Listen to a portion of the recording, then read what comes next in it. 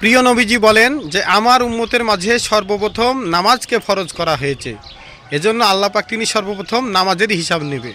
কাজেই সমস্ত মুসলমানের দায়িত্ব কর্তব্য হচ্ছে ইখলাসের সাথে প্রতিনিয়ত 5 ওয়াক্ত নামাজ মসজিদে আদায় করা পুরুষদের জন্য, আর মহিলারা ঘরে বসে নামাজ আদায় করবে। প্রিয় নবীজি বলেন যে নামাজ হচ্ছে বেহেশতের চাবি। কাজেই যে ব্যক্তি 5 ওয়াক্ত নামাজ আদায় করবে না সে কিন্তু এই চাবি পাবে না, অর্থাৎ সে জান্নাতেরও সনদ পাবে না।